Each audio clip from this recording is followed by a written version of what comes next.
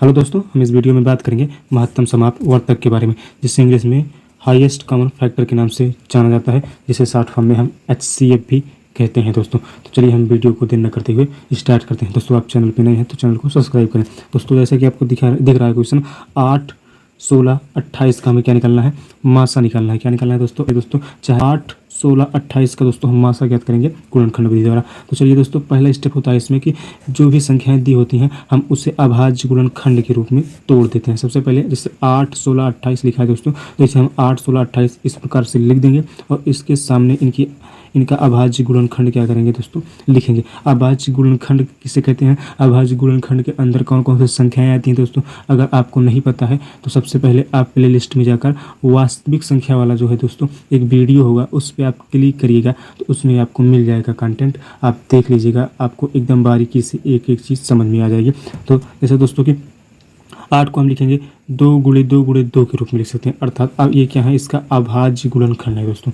अभाज्य गुणनखंड या अभाज्य संख्या ऐसी संख्याएं होती हैं जिनका केवल 2 गुणनखंड हो, या तो वह स्वयं हो या फिर एक हो, इसके अलावा कोई भी दूसरा गुणनखंड जिसका ना हो, उन संख्याओं को ही हम अभाज्य संख्या की कैटेगरी में रखते हैं। दोस्तों, वीडियो जाकर देख लीजिएगा, आपको एकदम अच्छे से समझ में आ जाएगा। तो हम 8 को लिखेंगे 2 गुणे 2 गुणे 2, अर्थात हम इसे लिख सकते हैं 2 की पावर 3। इसी प्रकार हम 16 को लिखेंगे दोस्तों 2 इंटू 2 इंटू 2 इंटू 2, अर्थात हम इसे लिख सकते हैं 2 की पावर 4।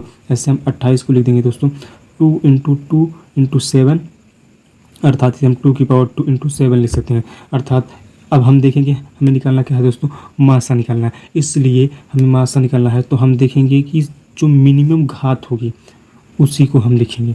और यह भी लाजमी होता है सर दोस्तों इसमें मासा में कि ऐसा पद लिया जाए जिसकी मिनिमम घात हो और वह पद सभी में मौजूद हो, अर्थात ऐसा उभयनिष्ठ पद जिसकी मिनिमम घात होगी वही उन संख्याओं का क्या होगा दोस्तों, मासा होगा। अर्थात देखिएगा 2 यहाँ भी है, 2 यहाँ भी है, 2 यहाँ भी है, तीनों में केवल 2 2 है, अर्थात हम 7 को लेंगे नहीं, इसलिए इसे साइड में कर देंगे। अब देखेंगे दोस्तों 2 की पावर 3 बड़ा है कि 2 की पावर 4 या 2 की पावर 2, अर्थात हम देखेंगे 2 की पावर 4 बड़ा है। लेकिन हमें लेना क्या है, कौन सी घात, मिनिमम घात। मिनिमम मां से समझिए क्या दोस्तों, मिनिमम घात, या मां से समझिएगा जो सभी में मिले हमें उन्हें ही लेना है, अर्थात 2 की पावर 2 सभी में मौजूद है, यही सबसे मिनिमम घात है। इसलिए हम इन संख्याओं का जो मासा होगा वो आपका 2 की पावर 2, अर्थात 2 की पावर जब 2 कर देंगे तो 4 आ जाएगा दोस्तों।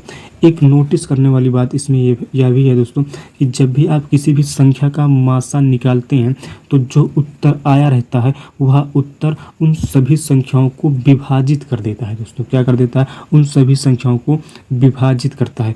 और लासा में क्या होगा, जो उत्तर आया रहता है ना दोस्तों, वह उत्तर ही उन सभी संख्याओं से विभाजित होता है। अर्थात लासा जब आप निकालेंगे तो यह उत्तर जो आया रहेगा यह उत्तर ही इन सभी संख्याओं से क्या होगा दोस्तों, विभाजित होगा। लेकिन मासा में दोस्तों यह उत्तर उन सभी संख्याओं को विभाजित करता है। आप यह रूल अगर याद रखेंगे तो आपको कॉम्पिटिटिव एग्जाम में बहुत ही ज़्यादा आसानी हुई, आप ऑप्शन से भी सवालों को हल कर सकते हैं। जैसा कि आपको अगला सवाल अब दिख रहा है दोस्तों कि घात के रूप में कुछ पद लिखे हुए हैं और इनका हमें क्या निकालना है, मासा निकालना है। इस टाइप के सवाल का भी ट्रेंड दोस्तों चल रहा है। तो हम देखेंगे पहले इसमें तो हालांकि अभाज्य गुणनखंड सभी का लिखा ही हुआ है, कभी कभी क्या होगा संख्याएं लिखी होंगी उनका अभाज्य रूप नहीं लिखा होगा, तो दोस्तों हम सबसे पहले उनका अभाज्य रूप लिख कर तब इस तरह से हम देखेंगे।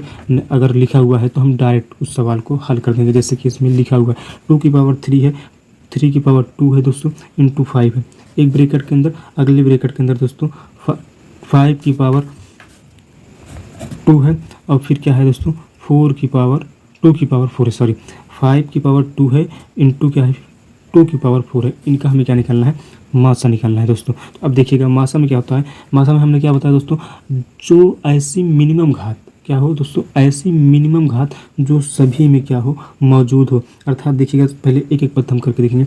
2 की पावर 3 इसमें भी है, 2 की पावर 4 इसमें है, लेकिन 2 की पावर 3 और 2 की पावर 4 में छोटा कौन है दोस्तों, 2 की पावर 3, इसलिए मासा में हम 2 की पावर 3 ऐसे लिख लेंगे।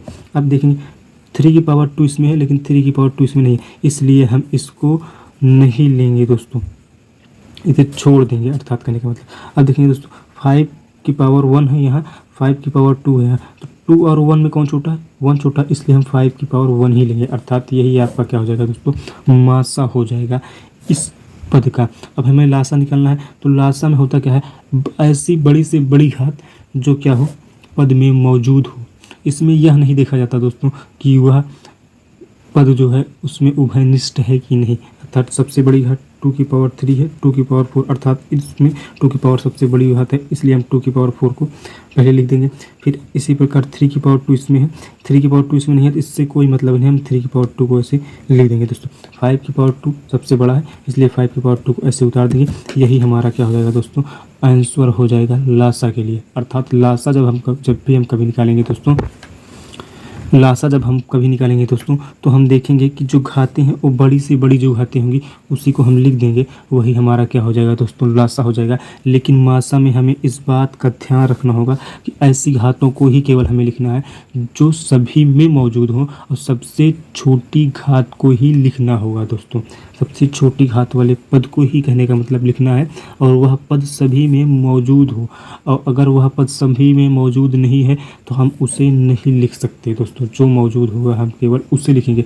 और अगर कोई भी पद मौजूद ना हुआ तो हम उसके स्थान पे 1 लिख देंगे दोस्तों।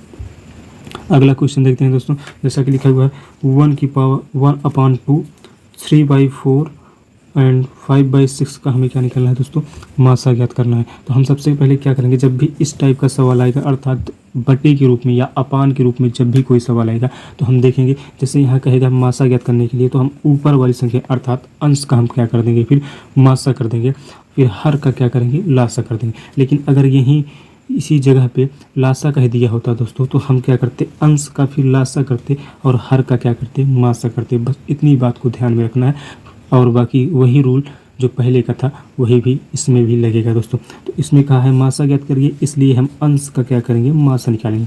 जैसे 135 को ऐसे लिख देंगे, 1 को हम 1 × 1 लिख सकते हैं, 3 को हम 1 × 3 लिख सकते हैं, 5 को हम 1 × 5 लिख सकते हैं। अब हमने क्या बताया था कि मासा में ऐसा पद जो सभी में मौजूद हो, तो इसमें 1 भी, इसमें भी है, इसमें भी है, इसमें भी, अर्थात हम 1 क्या हो जाएगा, यही इसका 135 का क्या हो जाएगा दोस्तों, मासा हो जाएगा। अब इसी का लासा निकालेंगे नीचे वाले पद का, अर्थात 246 का हम क्या करेंगे, लासा 6 को इसी प्रकार लिख देंगे दोस्तों।